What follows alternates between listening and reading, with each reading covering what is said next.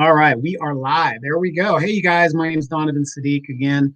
Welcome to the Donovan Sadiq Show. You guys see my new logo running up behind me. For those of you guys who are on the podcast, you can't see it, but just go to my YouTube channel or my Facebook channel. You'll be able to see it there, but mostly YouTube. And before we get started, let's do a little cleanup here. I just got off the war zone with the five-star General Jerry Wayne Monroe and my partner in crime, Demetra Kay. We were talking some serious stuff over there. And you guys, sometimes guess what? I am on the Love in the Zone with Paradise, the model, where we talk about all kinds of stuff. Can't believe it. Show is growing. I am more happy how things are going. And if you guys want to, please help support the channel and go ahead and donate. Cash App Donovan Sadiq, $1, $2, $3, all that. It all adds up. So if you guys have time and want to do that, you're more than welcome to do just that. Okay, the topic for today is: do rich people believe in democracy? As you've been watching with this Donald Trump stuff, as by the way, today Michigan certified that he is out of there. There's no more path to the presidency. So it looks like he is going to be conceding. He hasn't officially said it yet. But, with all the stuff that's going on, okay, they keep telling us how important democracy is. Remember those high school days where they were saying, oh, yeah, democracy and, we got to, we're the beacon of hope and all this other stuff. But yet the democracy was threatened, and not one Republican senator or Democratic senator, much less Congress, said much about the whole situation. Did anybody notice that, or was that just me? But then, when it's evident he has no path to the presidency, it's evident that he's not going to make it. Now, a few of them want to come out and, but don't use my name. Don't use my name. But yeah, he lost, and I just have to do this, to show support. What is more important than this so-called democracy that they keep telling us is this bastion of hope and praise? Do rich people actually believe in democracy? I mean, they've already legalized bribery by saying corporations are people. So if I formed a corporation, I now have two votes, myself and my corporation. How many of you guys saw any Democrats actually speaking out and demanding that he concede the election? I didn't see one of them. I didn't see one. Why isn't this bothering anybody? Very, very crazy at what is going on. So here's what I mean about the democracy and why I don't think rich people actually believe in democracy. It is something for the lower level people like myself. I don't believe they believe in democracy for the simple fact that they just don't. Now, here in Moreno Valley, where I live, Moreno Valley, California, a lot of candidates that lost their election are now blaming me. I'm the reason they lost. The Democratic Party of Moreno Valley is mad at me because I did not support the candidates that they chose to represent the people. But what I do understand about the Democratic Party of Moreno Valley is the fact that they don't give a damn about the people. So why would I even care about who they support? Because they don't support the people. These parties are in this together. They don't care. It is damn near impossible to be elected at the local level without these party bosses dictating if you're going to do it. If you ever get elected at a local level without help from either of these parties, that's a fluke. That is a fluke, but it also shows that your city is very, very progressive. with what's going on now, Joe Biden is now in office. He's got the presidency. I hear all these Negroes out here talking about, well, now we're going to make him accountable. And some of the very people that were telling you guys, vote blue no matter who, and we got to get Trump out of office. Okay, Trump is now gone. Basically, he's gone. January 20th, he is gone. Now you see some of these very people now asking the Biden administration for something. That isn't how it works. That's what we were telling you. That is not how it works. Your leverage is before you vote them into office. LGBTQ, DACA, Dreamers, two of these three groups aren't even citizens. They can't even vote. But the Democratic Party told you what they're going to do on day one for people that didn't even do anything for them. And all these black bootlit Negroes are now talking about, well, you know, what do we get? That's what we were trying to tell you. So now they see the writing on the wall as Joe Biden is now filling his cabinet with corporate lobbyists and corporate interests. So what do you expect to get out of that? People are saying, well, you know, it's the Obama years. He's bringing back all these Obama people. Why are these 70-year-old people, baby boomers, still trying to be in government? Retire, for Christ's sakes. Retire. You guys are the problem. I antiquate baby boomers. Here's my thing, and I know a lot of people are not going to agree with this. A lot of people are not going to agree. And I don't care if you agree or not. It doesn't really matter. You know, it just doesn't. You know, it doesn't matter to me. I don't care what you have to say. Here's what I antiquate the baby boomers with. I antiquate them with a boxer. And you're saying, well, what do you mean, you know, a boxer? What is the correlation? The correlation, hold on here. I'm trying to look something up because I want to show you guys this. It's very important. Corporate offices. How about that? Biden in corporate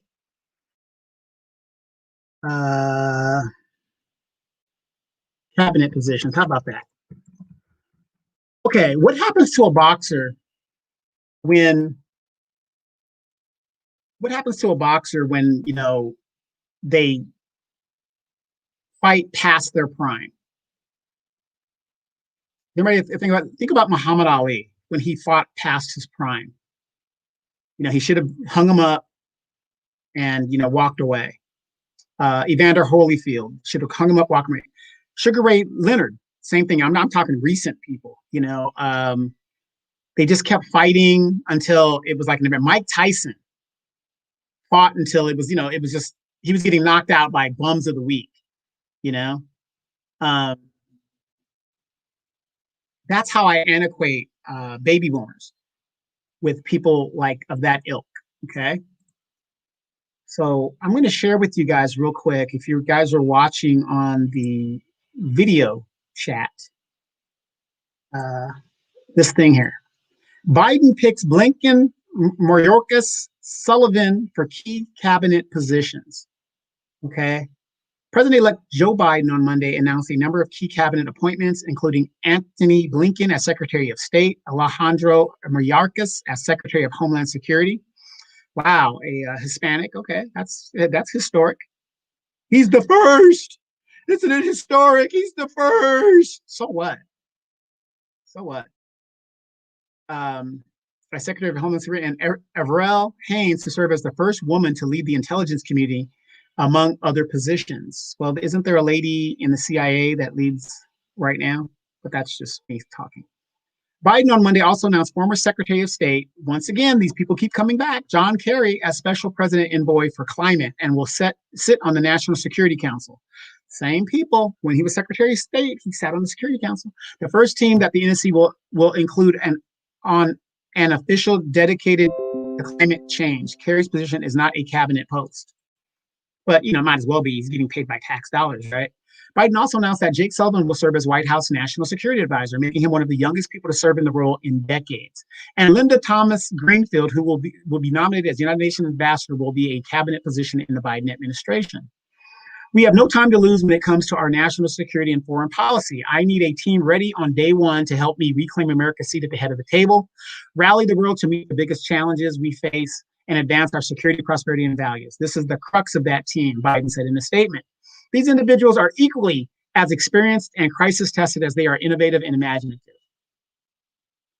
And of course, Kamala got on her knees and sucked his dick and said she also praised the appointments, calling them crisis tested national security and foreign policy leaders. Yeah, right.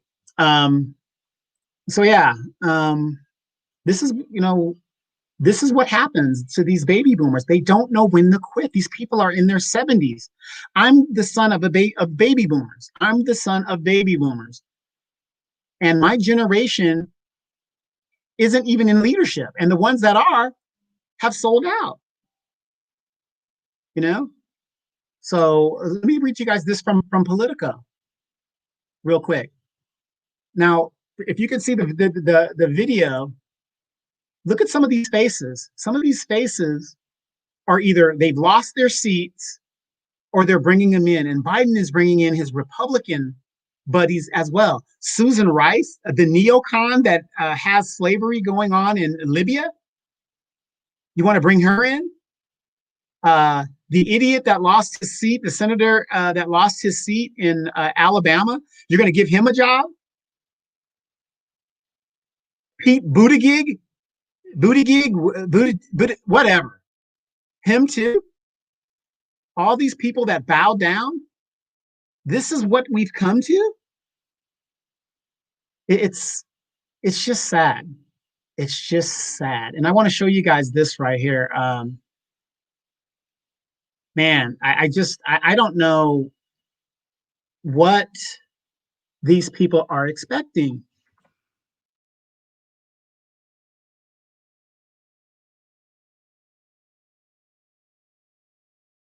Black activists want Biden to give them something. Okay, let's just call it that. Here it is.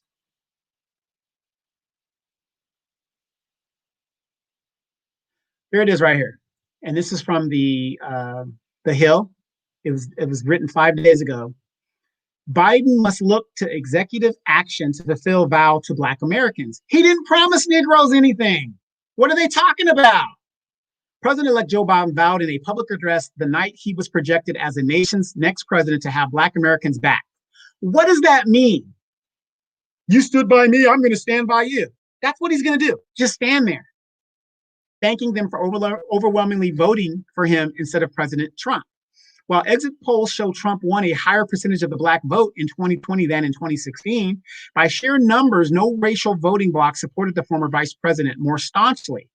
And of course, 83%, they say, of the Black vote went to the Democratic Party, as it usually does. But yet we still get blamed when they don't win. We're the only group that votes like that. But we get the blame when the win doesn't happen. As such, it makes sense that Biden will attempt to make good on his November 7th promise during his first 100 days in office. What did he promise us? But to do so, Biden may be forced to rely on executive orders given the legislative hurdles he's likely to face. Now, ask yourself this. If the Democrats take the Senate in January, what excuse would he have not to pass Black legislation? You have the House, you have the Senate, you have the presidency. So these executive orders wouldn't matter. But I want you guys to remember that because I'm talking about it right now. At best, Democrats will win a Senate majority in a 50-50 split, allowing Vice President-elect Kamala Harris to be the tie-breaking vote. But that's only if the party is able to unseat Georgia's 2 Republican senators in a runoff election. Executive orders are effectively unilateral policy decisions, but they do have limits, with the general rule being that they can only build on or further enforce legislation that Congress has passed while falling within the scope of the presidential powers outlined in the Constitution. Okay. So let me break that down for you guys. Can you stop sharing this? Basically, what they're saying here is this. If Congress says something and the president doesn't agree with it, he can write an enhancement order to push it through or go with it. Okay. Let's say that Congress mandated, you got to be 35 years old to take this. The president can, by executive order, lower that to, let's say, something else, whatever. But he has some discretionary room to move. But here's what I have to say about that. If Biden, why would Biden need to do that if he has control of, unilaterally the Congress and the presidency? He wouldn't have to do that. Okay. He wouldn't have to write executive orders. But if the Democrats do take control of the Senate, they have Congress. So all you Negroes listening to me right now, if that does happen in January, let's see if Nancy Pelosi and Chuck Schumer put reparations to a vote. Let's see if they do that. They have the votes now. Maybe they won't do it because it'll show how many Democrats are against the Black agenda. Have you guys ever thought about, I just want you to think about it. Have you guys ever thought that that is why in the, ever since Nancy Pelosi became Speaker of the House, even before when she lost it initially, she's never put the reparations bill on the floor for vote, even if it was symbolic. And Black people love symbolism. Why won't she do that? Let's put it to a vote and send it up to the House. The Republicans voted to repeal Obamacare 70-something times. 70 times they tried in the House to repeal it. They put it to the vote. Yeah, it didn't make it, but they put it on the floor. What's Nancy Pelosi's excuse for not putting reparations on the floor? Maybe it's because she don't like niggas. Maybe it's because being Italian, she's as racist as her Republican counterparts. What about that? So I want you Negroes to put that in the back of your mind. If the Democrats get the Senate, what will be their excuse for not running a Black agenda, other than the fact you didn't ask for shit? Okay? Other than the fact that you have now, they're going to have all that power. Obama had all that power for the first 2 years, and he did the everything thing. Fuck the everything thing. I want to know what your Black agenda is. All these Black bootlicks that are in the Congressional Black Caucus, let me ask you Negroes this. I know you guys are saying, well, why do you keep saying, Negro? I'm talking to my people first. Let me ask you Negroes this. What has the Congressional Black Caucus done for you since 1973 when they were first formed? What accomplishments have they done? I'll wait. Exactly. I can't think of anything. But they're the first to talk about the kids in the cages. Oh my God, we got to do something. Well, why aren't you doing something about the Black kids in the cages on this side of the border? Why aren't you doing something about the crime bill? Is anybody trying to rewrite the crime bill that Joe Biden authored? I don't hear anybody talking about that. And it's just so funny. These Black activists now are talking about, well, we expect something for our vote. What? Huh? What? You didn't ask for anything. You didn't ask for nothing. So he's not obligated to give you nothing, you dumb Negro. Damn, this is what we're trying to tell you. Time and time again, I get Negroes that send me messages and talk to me and try to convince me that, oh, you voted Green Party, you wasted your vote. I don't know. You voted Democrat and you're not getting shit either. So who wasted their vote? You voted expecting something. I didn't vote expecting anything. I voted to get this party that already had an agenda that I agreed with. That's all I needed. Their agenda suited what my needs. But a lot of you Negroes now have voted, and now you're seeing what your vote is going to get you. It's going to get you Joe Biden standing right next to you. But look at all these rich people out here. The country has been threatened with a soft coup. And what is a soft coup? It is a non-military coup, because the military is not going to get involved. Trust me, that isn't going to happen. You have too many veterans. That is not going to let that happen. Yeah, you have a lot of crazy MAGA people out there that were in the military, but there's not enough to be a threat. Okay. So Donald Trump has tried to soft coup. It is evident that that's not going to happen. His path is very limited. As a matter of fact, today, that one dumb bitch in the GE or something, whatever her job is to do the transition, Trump has told her, go ahead and do it, because I guess the business people went to Trump and say, as much as they would have liked Trump to have won, and they probably voted for him 2, 3, 4 times, they said, it's over, it's done. We got to move on because you're hurting business, you're hurting the stock market. And that's what it comes down to, people. Let's talk about the money. If you guys have ever been on my show or seen me on any other shows, all Donovan talks about is the money. That's why reparations is so important. Reparations is the only solve Black people's problem in this country, and it is a debt that is owed. You can't go to your bank and say, yeah, hey, I know I owe you this money, but I'm going to study it before I pay you. You just can't do that. That's not going to happen. It's a debt. They're going to take you to court and they're going to make you pay it, or they're going to take all your shit.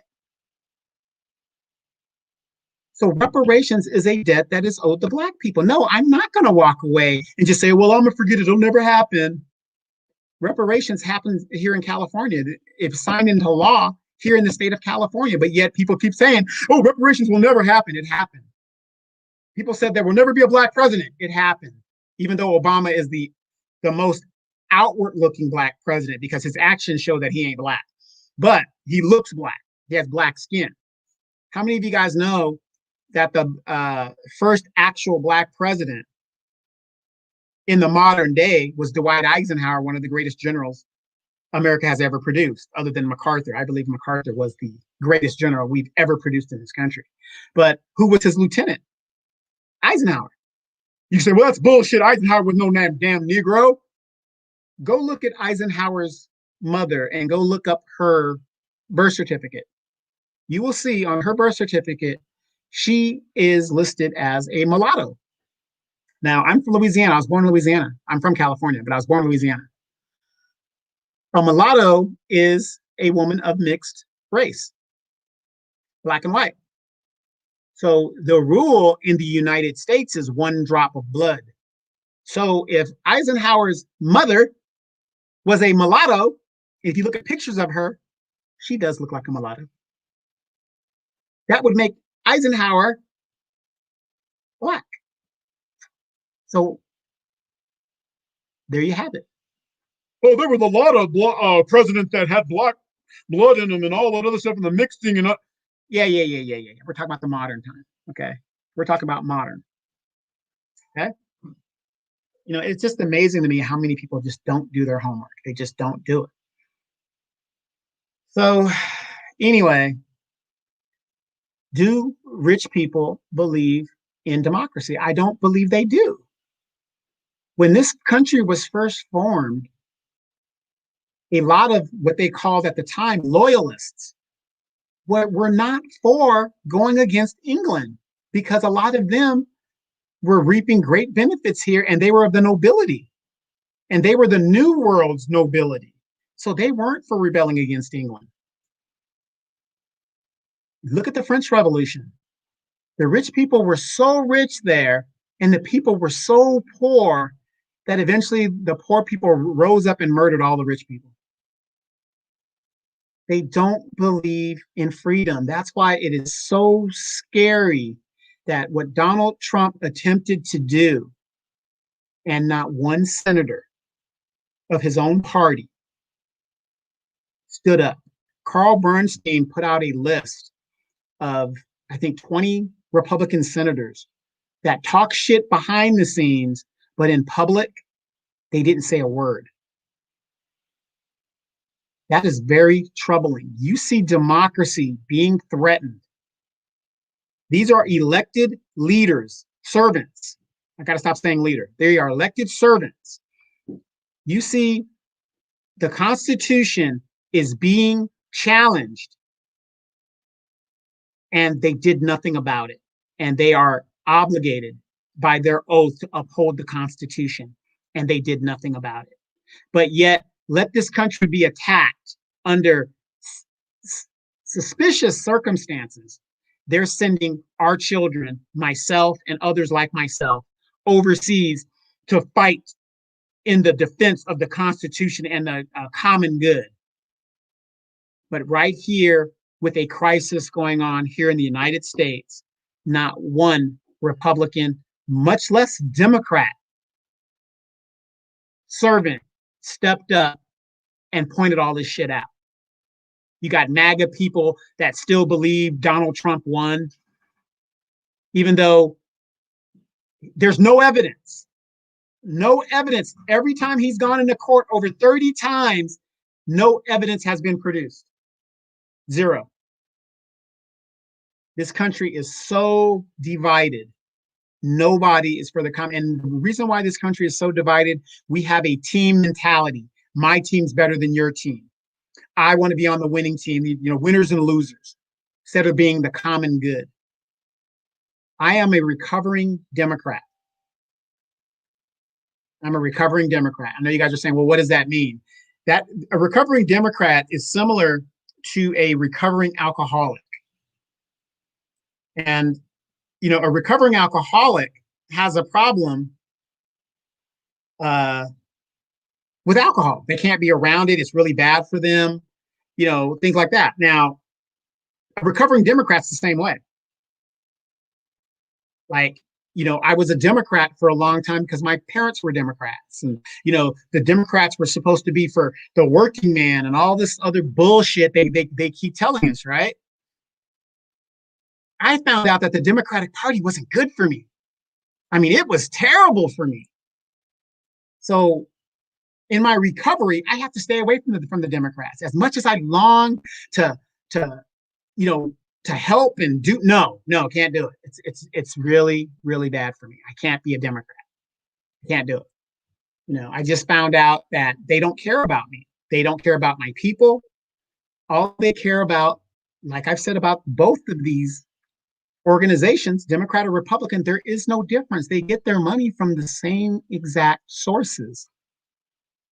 And if I don't know if people have been paying attention, but if you really look, the Democratic Party that is supposed to be for the working man and the blue collar man, why is it that Nancy Pelosi keeps talking about, and people identify her as a corporate Democrat? That isn't the working man, the corporate Democrat, the corporate senators. That's not the working man. How did Donald Trump get all these MAGA people? And look at the majority of his MAGA people. They're all blue-collar rednecks. Donald Trump is a lifelong Democrat that ran as a populist. As a populist. Crazy. It's just crazy. And, we just keep falling for it over and over and over again. So I just want to bring this to you guys' attention. I don't believe that rich people believe in democracy. Democracy is for the poor and the so-called middle class and the people that aren't in their level of wealth. It's a dream. It is something that keeps you in check. And it regulates you to be where you're at, where they can control the masses without having to overtly do it. Basically, we'll patrol ourselves, basically. We believe in this system that really doesn't really work for us, especially if you're black-skinned in this country. The democracy does not work because the very people that look like us, that are our servants, that we send to represent us, don't even speak for us. They line their own pockets and then they go. And that's what I was saying, the Democratic Party on the local level. You cannot get elected at the local level because of these two parties. If you're not in cahoots with these two parties, you're not getting elected. And if you do get elected, it's a fluke. It's a fluke. And hopefully you do well. But even if you are an independent and you get in there, just like they do in Congress, you have to congregate with one of the two major parties. The system has already been rigged. And then if you don't play ball with them, they run against you and they challenge their own. If you don't go by the Democratic or the Republican playbook, if you're in Congress, they will run you in the primary. And that's what a lot of these candidates are worried about. But do you know the average age of the Democratic leadership is 73 years old? 73 years old. Chuck Schumer, Nancy Pelosi, and Joe Biden. The average age between the three of them is 73 years old. And then if you talk about their lieutenants and all the other stuff, Steny Hoyer and Jim Crow, Joe Clyburn. Why are these people still in office? It doesn't make sense. But again, I attribute baby boomers to an over-the-hill boxer. They don't know when to quit. And then they take the L and they get into a fight that is so damaging to them they will never recover. Look at Muhammad Ali. Yeah, he had Parkinson's, I understand that. But that's what happens when you stay past your time. You become a running joke.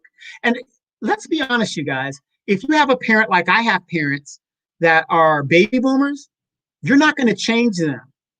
I had a baby boomer talk about, oh my God, if Trump stays in there, he's going to cut my Social Security. Isn't that tragic? But you don't have a problem with him cutting my Social Security. You're just worried about your Social Security. Oh, prescription medicine. You're just worried about your prescription medicine. What about the common good for everybody else? You got people that lost their jobs at no fault of their own, but because you've been there for 30 years, it's okay that you got your job. You're not concerned about the people that they cut at the bottom.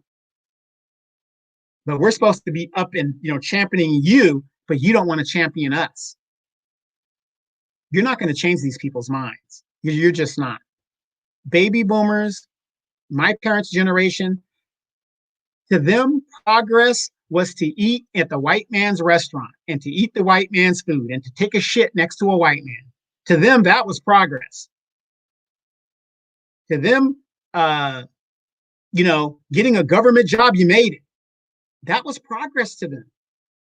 So you're not going to change their mind.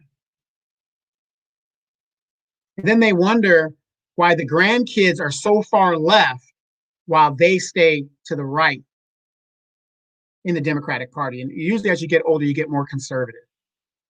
But you forgot Generation X, my generation, that bridges those two because you've been in there too fucking long. But I'm not supposed to say anything. Who am I? I don't know what I'm talking about. But hey, you guys, again, there's a new show that is out. I really want you guys to go check it out. It's called Love in the Zone with Paradise the Model. Funny thing is, this lady is from Iberia, Louisiana, which is north of where I was born. I was born in a town called New Roads, Louisiana. Love it. I love the people down there, and love the food, of course. But it's a new show called Love in the Zone. And Paradise the Model, it talks about relationships. It talks about all these, things you can talk about. I sometimes guest on it and I contribute to it. And I'm telling you, she's a wonderful person. And I think that the show's going to do really, really well. Even though we're in the second phase, really, we're in the third or fourth phase of this pandemic, it's going to get really ugly. Some countries, because of the revenue that they're losing, are opening up and they're letting tourism go in. Right now, we are, when all this shit's clear, I want to be ready to go on my trip back to Africa and stuff. So we're going to be taking a lot of people that are affiliated with our shows to go back out. People talk about like Christmas is coming up, PlayStation, getting kids the PlayStation and stuff like that. Why not just get your kid a book? Why would you be spending that kind of money when you have rent is due? The rent moratorium is going to be up in January. Why are you spending money you don't have? Are they sending you another stimulus check? Do you guys realize it's been almost 9 months since that little 12 funky little fucked up $1,200 they gave you? How's that working out for you? Hmm? Do you think the Democrats and the Republicans actually give a shit about you? Because if they did, they would have done what other countries are doing. It's our money. Who are they not to help us pay our bills when we did something that was no fault of our own? Already, the Biden administration is talking about not pursuing prosecution of Donald Trump. I think that would be a mistake if they did that. But that's how they don't believe in democracy. Joe Biden, when you make statements like, well, it's not going to be up to me, but if it was up to me, I would not, I want to move forward. I want to move on. No matter what his crimes are, I'm going to move on. You're sending a message to anybody that wants to be your attorney general not to pursue. But you Negroes are going to fall for that. But what are you going to do if Donald Trump isn't going to? Well, he's being pursued by the state of New York. Really? Richard Nixon did crimes in the state of California when he broke into Ellsworth's office building. Did he face any crimes? Was he charged with any crimes at the state level? He could have been. No, he wasn't. They negotiated an overall pardon. Who was the governor during that time? I believe it was either it was Ronald Reagan or Jerry Brown's father. I think it was still Ronald Reagan. He was still governor. See how that worked? Pardon all the way down the way. But what would you do if Trump doesn't get prosecuted? But your black ass will. We've got a mass incarceration ticket going on. Are you guys going to hold them accountable to making and redoing the crime bill? Are you going to hold them accountable to stopping these fucking forever wars? What are you going to do? He's got the power now. Does he really need you? Do you know an incumbent usually gets elected 96% of the time? Incumbency. That's why it's so hard to get these mugs out of there. What are you going to do about it? How do you hold him accountable when you can't even hold your own city council member accountable? That's what I want to know. You guys talk so much shit. No substance. There's no substance to it. So we got another 4 years, and we'll see how it goes. But I want you guys really to look at some shows and continue to listen to the new black media. They are still shooting us down in the streets. You haven't heard anything from Joe Biden or Kamala Harris about it. A young man was shot down I think in Florida again, and killed. Ahmaud Arbery case, the DA in that case lost. So we're going to see how that pans out. They're still shooting us in the streets. And you niggers are out there, and I said niggers, are out there dancing in the street with the enemy. The difference between a nigger and a nigga, okay? Very, very, very, very big difference. But we got to be smarter than this, people. Reparations is a debt that is owed, and it has to be paid. Now, we can sit on our ass and say, oh, no, I'm not going to do anything, and blah, blah, blah, blah. But what if they do give us reparations? So all you Negroes that said that it would never happen, are you going to go collect your check? Or you're going to give that check up, right? Because it never happened. And people like myself and the new black media and other people that are out there advocating for this shit, you're